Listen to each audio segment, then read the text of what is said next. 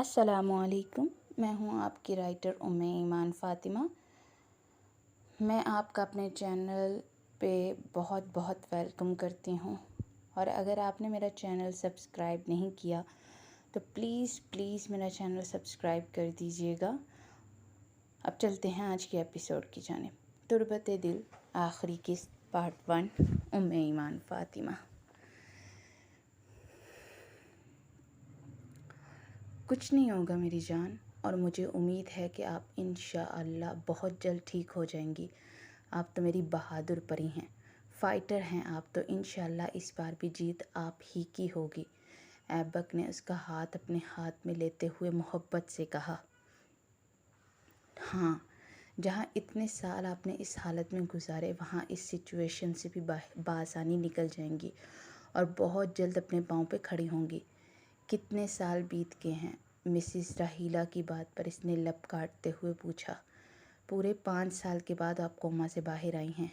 हम में से हर एक उम्मीद हार चुका था सिवाय ऐबक के। इन्हें यकीन था फाइटर हैं तो इस जंग में आप ही जीतेंगी, और उनका यकीन आज हकीकत बन चुका है। मिसिस राहीला ने कहा, मैं सारे ड्यूज़ क्लियर करवा कर आता हूँ, फिर हम घर चलते हैं। ऐबक ने उसके रुखसार को छूते हुए कहा और बाहर निकल गया। कुछ देर के बाद वो सब उसे लेकर घर पहुँचे तो राजा विला में उनका पुरजोश इस्तकबाल किया गया। ऐबक उसे गोद में उठाकर अंदर लाया। जब तक आप ठीक नहीं हो जाती तब तक हम नीचे वाले रूम में रहेंगे। आपको इस चीज़ से कोई प्रॉब्लम तो नहीं? प्लीज़ मुझे कुछ देर आराम करना है, मैं बहुत थक गई हूँ। प्रिया ने कहा, हाँ बिल्कुल, अभी चलते हैं, बस हारिस अलीज़े के बच्चे से मिल लीजिए। ऐबक ने मुस्कुरा कर कहा। फिर कुछ देर के बाद हारिस एक 4 साला बच्चे की उंगली थामे और 2 साल की बच्ची को गोद में उठाए अंदर आया। हाय आनी, हम आर्यन। 4 साला आर्यन ने बड़े कॉन्फिडेंस से अपना तारुफ करवाया तो प्रिया ने उसके हाथों को थाम कर चूमा और फिर फलक को भी गोद में बिठाया, मगर वो इस सब में बहुत खामोश थी और ऐबक उसकी खामोशी से परेशान था। चलें प्रिया, मैं आपको कमरे में ले चलता हूँ, आप जाकर आराम करें अब, ऐबक ने कहा। फिर इसे गोद में उठाया और रूम में ले आया। ओके, आप बैठिए, मैं कपड़े चेंज कर लूँ, ऐबक ने कहा और फिर बाहर निकल गया। कुछ देर के बाद वो अंदर दाखिल हुआ तो वो प्रिया का आंसुओं से तर चेहरा देखकर धक से रह गया। परी, क्या हुआ, क्यों रो रही हैं आप? इसने बेताबी से इसका चेहरा अपने हाथों के प्याले में भरते हुए पूछा। मेरी ज़िंदगी के इतने साल ज़ाया कर दिए उस अरहम राना ने, और आप से पूछ रहे हैं मैं क्यों रो रही हूँ? अगर मेरी ज़िंदगी के ये 5 साल ज़ाया ना होते तो मैं भी 2 बच्चों की माँ होती। मेरे सब ख्वाब खाक में मिल गए, अब तो मैं बिल्कुल ही बेकार होगी। पता नहीं मैं और कितने साल इस माजूरी की ज़िंदगी जीऊँगी, प्रिया ने रोते हुए कहा। तो ऐबक का दिल जैसे उसके आंसुओं से कट सा गया। ऐसा मत सोचिए, और आप इंशाल्लाह बहुत जल्द ठीक होंगी और हम अपनी ज़िंदगी का आगाज़ करेंगे, वो भी बहुत अच्छे तरीके से। हमारे बच्चे होंगे प्रिया, और आपका फ़ैशन डिज़ाइनर बनने का ख्वाब ज़रूर पूरा होगा। ऐबक ने उसका चेहरा हाथों में भरते हुए मोहब्बत से कहा। ये सिर्फ झूठे दिलासे और अंदाज़े हैं, बंद करें ये ख्वाब दिखाना।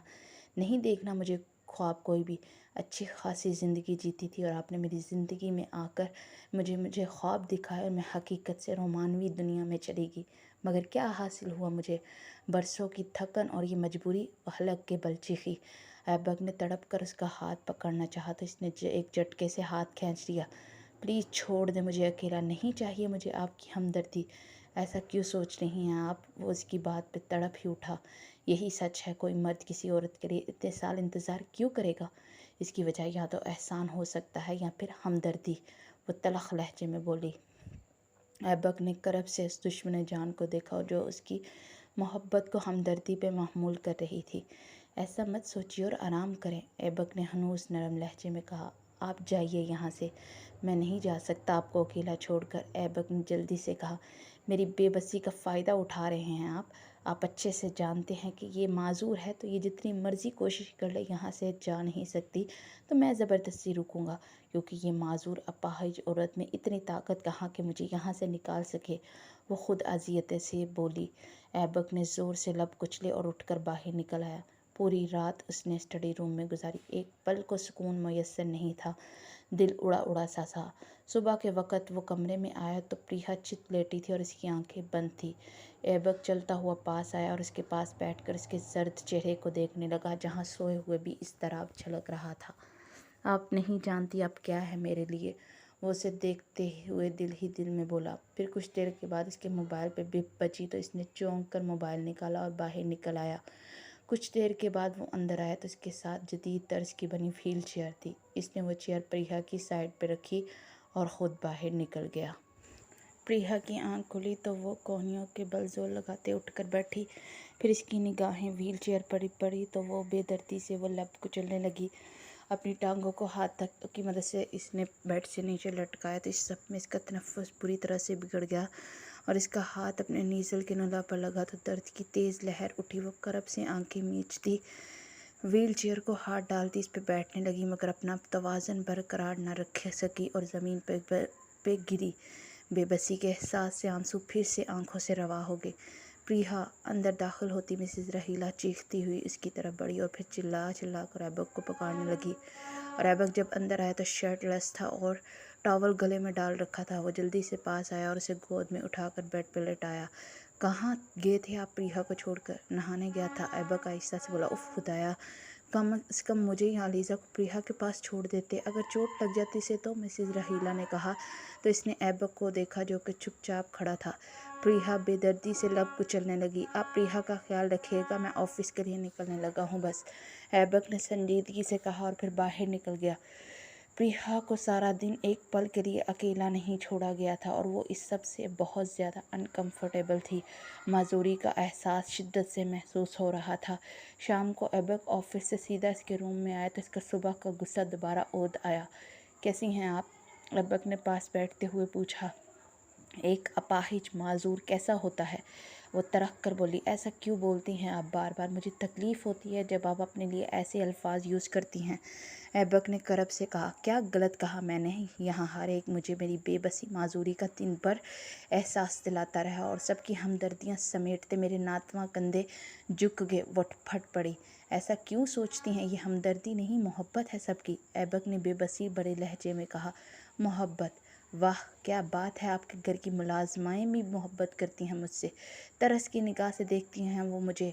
वो गुस्से से चीखी। आप एक काम करें, कल से ऑफिस ज्वाइन कीजिएगा, वहाँ मैं आपसे बहुत सारा काम लेने वाला हूँ। ऐबक की बात पे इसने बेयकीनी से देखा। ये घर में तो मेरा मजाक बनाया हुआ है, आप ऑफिस में मेरा बनाना चाहते हैं? आप चाहते हैं, ये लोग कहते हैं कि बेचारी माजूर सीधी ग्रेट ऐबक राजपूत की बीवी है। अपने बड़ेपन को लोगों के सामने दिखाना चाहते हैं आप। लोगों को ये दिखाना चाहते हैं कि ऐबक राजपूत इतना महान है कि एक माजूर लड़की को अपने सर पर चढ़ा रखा है। वो हलक के बल चीखी। हमेशा मुझे गलत क्यों समझती हैं आप? मैं सिर्फ दुनिया को ये दिखाना चाहता हूँ कि मेरी प्रिया एक फ़ाइटर है। इंस्पिरेशन बना चाहता हूँ मैं आपको लोगों के लिए। मैं चाहता हूँ एक दिन लोग कहें कि ये प्रिया ऐबक राजपूत दुनिया की मजबूत तरीन औरत है जो कि हर मुश्किल से लड़ना जानती हो। हाँ मैं जानता हूँ शुरू में लोग कहेंगे और कुछ ना कुछ कहेंगे, मगर फिर चुप हो जाएंगे। हमारा काम सिर्फ उतना है कि हमें लोगों को इग्नोर करना पड़ता है। ऐबक ने इसका हाथ थामकर जज्बाती लहजे में कहा। प्लीज़ लीव मी अलोन, वो सर्द लहजे में बोली। ऐबक ने बेबसी से उसे देखा और फिर उठकर बाहर निकल गया। पूरी रात वो कुड़ती रही और अगले दिन सुबह वो ऑफिस जाने का फ़ैसला कर चुकी थी। मुलाजमा की मदद से वो तैयार होकर लाउंज में आई तो ऐबक उसी वक्त वहाँ दाखिल हुआ। मैंने एक फ़ैसला किया है, इसने कहा तो सब उसे देखने लगे। कैसा फ़ैसला बेटा? आलम राजपूत ने पूछा। मैं ऑफिस ज्वाइन कर रही हूँ, लेकिन अभी तो आप मुकम्मल ठीक नहीं हुई तो कुछ दिन ठहर जाएं, अलीज़े ने कहा। तुम जानती तो हो मुझे बैठने की आदत नहीं है और इन 2 दिनों में मैं उकता चुकी हूँ। मुझे लगता है कि अगर ख़ुद को मसरूफ़ न रखा तो पागल हो जाऊँगी, वह आहिस्ता से बोली। बेटा आपने बिल्कुल दुरुस्त फ़ैसला किया है। ऐबक आप प्रिया का बहुत ख्याल रखिएगा, आलम राजपूत ने कहा तो इसने चुपचाप खड़े ऐबक को देखा। चले नाश्ता कर लें फिर निकलते हैं, ऐबक ने कहा। फिर नाश्ते के बाद वो ऑफिस पहुंचे तो हर एक हैरानगी से प्रिया को देख रहा था। इस सिचुएशन से वो थोड़ा डिस्टर्ब हुई, मगर वो खुद को संभालती अपनी व्हील चेयर घुमाती पूरे ऑफिस का राउंड लगाकर अपने बनाए गए कैबिन में आ गई। कोई न्यू प्रोजेक्ट स्टार्ट हुआ क्या? प्रिया ने अंदर दाखिल होते ऐबक से पूछा। हाँ बहुत बड़ा प्रोजेक्ट है, वो हमारी कंपनी को मिला तो हमारी कंपनी नंबर 1 पे आ जाएगी, ऐबक ने कहा और फिर इसे सब वेबसाइट्स और प्रोजेक्ट डिटेल्स दिखाने लगा। पूरा दिन वो अपने काम में बुरी तरह गरक रही और इसके साथ इसने सब स्टाफ का जीना हराम कर रखा था। इन सब से डट कर काम ले रही थी जिसकी वजह से वो सब कर रहे थे। मगर इधर परवाह किसे थी? प्रिया एम्प्लॉयज़ के साथ इतनी सख्ती ठीक नहीं है। थोड़ा हाथ हल्का रखें वरना वो बागी हो जाएंगे और शायद आपके ख़िलाफ़ भी हो जाएं, ऐबक ने उसे समझाते हुए कहा। तो इसने सामने पड़े लैपटॉप को ज़ोर से बंद किया। और रियली मिस्टर राजपूत, आपको लगता है कि मैं सख्ती से काम ले रही हूँ, मगर आपकी टीम एम्प्लॉयज़ बहुत ही मेहनती हैं। अगर ये सब मेहनती होते तो आज कंपनी वहीं पे ना खड़ी होती जहाँ आज से 5 साल पहले थी, नंबर 2 से नंबर 1 पे पहुँच चुकी होती। लेकिन खैर, जो पहले नहीं हो सका अब होगा। ये सब आपकी ढील का नतीजा है। मैं इस कंपनी की सीनियर डिज़ाइनर प्लस एमडी हूँ, तो मैं ये फैसले करने का इख्तियार रखती हूँ। मगर चेयरमैन होने के नाते अगर आप मुझे इस अहदे से हटाना चाहे तो बता दीजिए। ऐसा नहीं है, आप जो करना चाहे करिए, मगर ख़ुद पे ज़्यादा बर्डन मत डालें।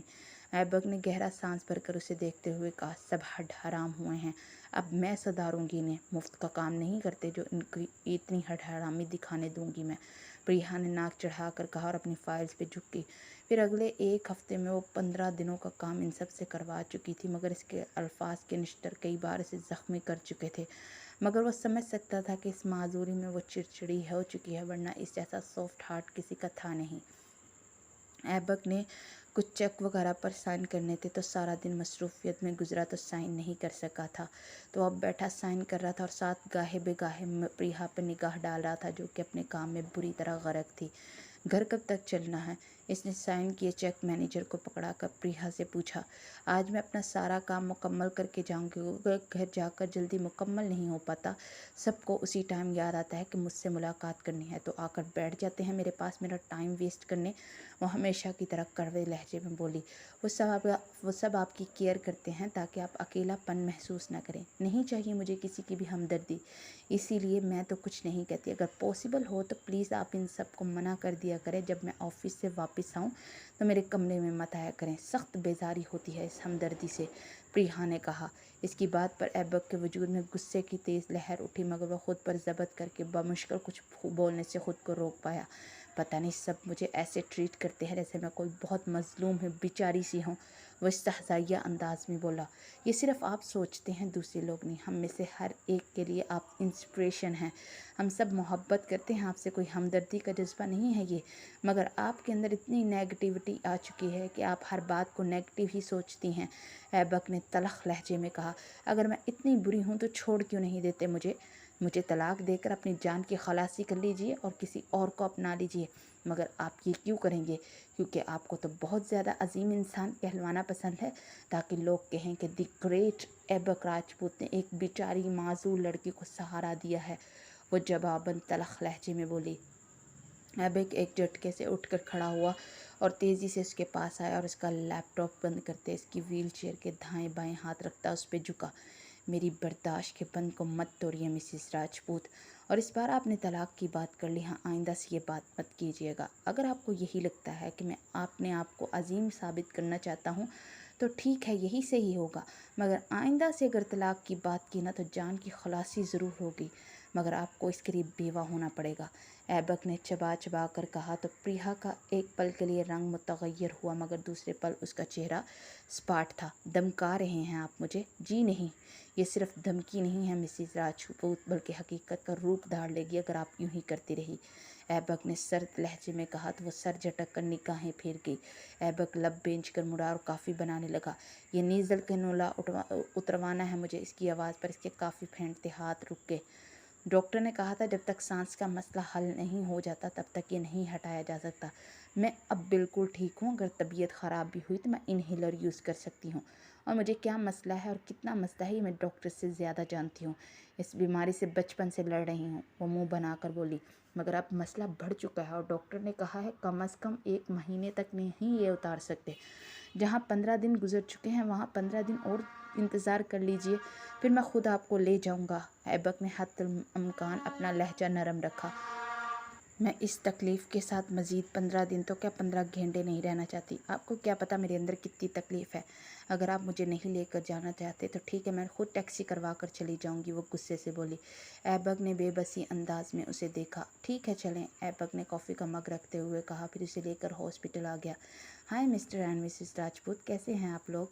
रिसेप्शनिस्ट ने मुस्कुरा कर पूछा। फ़ाइन मिस फौजिया, आप कैसी हैं? ऐबक ने खुशगवार लहजे में पूछा। उफ़, क्या बताएं हम, सुबह शाम सिर्फ आप ही की याद आती है, मिस फौजिया ने मुस्कुरा कर कहा। तो ऐबक हल्का सा मुस्कुरा दिया। फिर इसकी निगाहें प्रीहा की तरफ गई, जो आंखों ही आंखों से मिस फौजिया को निगलने को थी। आप कभी मिलने आ जाए हमारे घर, ऑफिस के दरवाजे आपके लिए खुले हैं, वो किन अखियों से प्रीहा को देखते मिस फौजिया से बड़े फ्रैंक अंदाज में बोला। हाँ हाँ हाँ, काश आप डॉक्टर होते, मिस फौजिया ने कहा। अगर आप कहें तो हम डॉक्टर बन जाते हैं, ऐबक ने फाइल पे साइन करते हुए मुस्कुरा कर कहा। अगर आपकी गप्पे ख़त्म हो गई हों तो डॉक्टर से मिल लें, वो नागवारी से बोली। तो ऐबक ने बमुश्किल मुस्कुराहट ज़ब्त की और संजीदगी से उसे देखने लगा। ओके मिस फौजिया, फिर मुलाकात होगी, ऐबक ने कहा और फिर इसे लेकर डॉक्टर के रूम में आ गया। जी कैसी हैं अब आप मिसेस राजपूत? काफ़ी बेहतर हूँ, मगर इस नेज़र कनोला से बहुत इरिटेट हूँ, प्लीज़ इसे रिमूव कर दें। हूँ, चले कर देते हैं, मगर क्या आपको लगता है आप ठीक हैं अब? डॉक्टर ने पूछा। यस ऑफ कोर्स डॉक्टर, वो पुरतमाद लहजे में बोली। ठीक है फिर हटा देते हैं, मगर इनहेलर हमेशा पास रखिएगा, डॉक्टर ने कहा। तो इसने ऐबक को जिताती निगाह से देखा, गोया ये कहना चाह रही हूँ मैं अब ठीक हूँ। फिर इससे फारिग होकर वो घर के लिए निकल गई। ऐबक रात के तक स्टडी रूम में रहा। फिर जब वो कमरे में आया तो प्रिया सो चुकी थी। वो धीरे से चलता पास आया और इसके लबों को छूती लट को आंखों की उंगली की मदद से पीछे हटाया। तो इसने झट से आंखें खोली और इसे मंदी मंदी आंखों से देखा। ऐबक का दिल इन साहिर आंखों ने ऐसा जकड़ा कि वो बेख्तियार इस पे झुका और अपने लब बारी बारी इसकी आंखों पर रख दिए। क्या कर रहे हैं आप? वो गुस्से से बोली। प्यार, वो इत्मीनान से बोला। ज़बरदस्ती करना चाहते हैं प्यार? आप मर्दों की हवस की कोई लिमिट नहीं होती, बीवी पे तो ऐसे हक जमाते हैं जैसे खरीदी होती है। उसके इतने हार्श अल्फाज पर ऐबक का चेहरा अहानत के एहसास सुर्ख हो गया। बहुत ही बदतमीज़ होती जा रही हैं आप। अब मैं नहीं, आप खुद मेरे पास आएंगे अपनी ज़ात की तकमील के लिए। मैं कोई हवस का पुजारी नहीं हूँ। अगर होता तो 5 साल आपके इंतज़ार में रातें हॉस्पिटल में नहीं अपने कमरे में किसी और के साथ गुजारता। हाँ हाँ हाँ, रियली हॉस्पिटल आप मेरे लिए आते थे, जबकि आज रिसेप्शनिस्ट के साथ इतना फ्रैंक देखकर महसूस हुआ कि वहाँ जाने की वजह वही थी। हॉस्पिटल में मेरे साथ होने का बहाना बनाकर आते ज़रूर थे ताकि आप अजीम बन सके, मगर वहाँ बहुत सी लड़कियाँ मौजूद थी, तो घर रहने से बेहतर आपको वहाँ रहना लगा ताकि आप हवस पूरी। चटाख, इसकी बात कंप्लीट होने से पहले उसका हाथ उठा और एक ज़ोरदार थप्पड़ उसके रुखसार पर पड़ा। और रुखसार पर हाथ रखे उसे बेयकीनी से देखेगी। ऐबक ने ज़ोर से मुट्ठियां बंद की, फिर उठकर तेज़ी से उठकर बाहर आ गया। इसके अंदर आग लगी थी। पूरी रात वो एक पल के लिए आराम नहीं कर पाया था। उसकी आंखें बार बार भीग रही थी, दिल का दर्द सवा हो गया था। अगले दिन वो ड्राइवर को प्रिया को ऑफिस पहुंचाने का कहकर खुद 9 बजे की फ़्लाइट से दुबई चला गया और घर में यही बताया कि वो बिज़नेस में कुछ प्रॉब्लम हुई तो उसे सॉल्व करने जा रहा है। प्रिया बेचैन सी सब काम मुकम्मल कर चुकी थी, मगर इस तरह बढ़ गया। सुबह इतने बड़े डेलीगेशन से मीटिंग थी और उसे ऐबक के बिना ही करनी थी। ऐबक को दुबई गए 10 दिन हो गए थे और उसने एक दिन भी इससे राब्ता करके हाल अहवाल दरियाफ्त नहीं किया था। वो काम मुकम्मल करके फारिग हुई तो दरवाज़ा नॉक करके हारिस अंदर दाखिल हुआ। सो कैसी तैयारी जा रही है? हाँ ठीक है, मगर परेशान हूँ, मैं अकेली कैसे संभालूंगी सब, वो बेदर्दी से लब कुचलते हुए बोली। अब करना तो पड़ेगा ना, खैर मैं और मम्मा साथ होंगी। ब्रो ने कहा है कि वो कल पूरी कोशिश करके पहुंच जाएंगे। हारिस की बात पर इसका दिल जोर से धड़का। प्रिया ने रात बहुत मुश्किल गुजारी थी और उसे ऐसा महसूस हो रहा था न जाने वो कितने अरसे के बाद ऐबक से मिलने लगेगी। अगले दिन सुबह वो उठी और ख़ुद को संभालते इसने बेख्तियारी में टांगे फोल्ड की। फिर कुछ पल के बाद वो ज़ोर से चौंकी। क्या मेरी टांग हरकत में आई? वो बुड़बड़ाई और फिर से कोशिश करने लगी, मगर इसे मायूसी हुई। शायद मुझे ही गलतफहमी हुई थी कि मैंने अपनी टांग को हरकत दी। वो सर झटक कर सोचती हुई बैठी। फिर इंटरकॉम पर अपनी पर्सनल मुलाजमा को बुलाया। कपड़े चेंज करके इसने सामने दीवार गिर आईने में ख़ुद को देखा। ब्लैक कलर की लॉन्ग फ्रॉक में नेचुरल सा मेकअप किए वो बहुत हसीन लग रही थी। फिर वो अपनी व्हील चेयर चलाती बाहर आई तो सामने बैठा ऐबक को देखकर धड़कनों में इंतशार पैदा हुआ और वो सलाम करती पास आई। ऐबक नॉर्मल लहजे में जवाब दिया।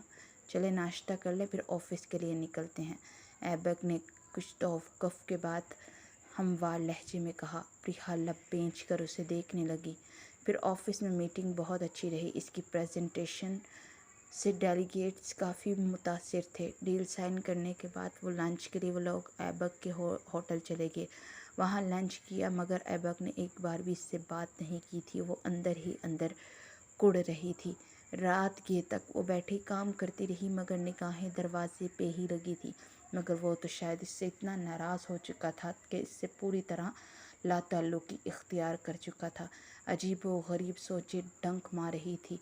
वो मुस्तरिब सी उठकर बेड से टांगे लटकाती व्हील चेयर पर बैठने लगी तो इसका तवाज़न बिगड़ा और वह धड़ाम से नीचे गिरी और माथा साइड टेबल के कोने पर लगने से खून का फवारा सा छूट गया। खून देखकर वह मुतवहिश अंदाज में उठने की कोशिश करने लगी मगर जैसे हाथ पाँव में जान नहीं थी। अपना खून देखकर उसे वो भयानक दिन याद आया जिस दिन के बाद उसे 5 साल तक दुनिया माफिया से बेखबर रहना पड़ा। इसे अपना सांस अटकता हुआ महसूस हुआ और वो गले को जकड़े सांस लेने की कोशिश करने लगी मगर सीने में जकड़न सी महसूस हो रही थी। बेबसी के एहसास से वो रोती। आज के लिए बस इतना ही। इंशाअल्लाह ताला नेक्स्ट पार्ट के साथ जल्द ही हाज़िर होंगे। और अगर आपने मेरा चैनल अभी तक सब्सक्राइब नहीं किया तो आप सबसे रिक्वेस्ट है प्लीज़ सब्सक्राइब कर दीजिए। और इसके साथ इजाज़त दीजिए। अल्लाह हाफ़िज़।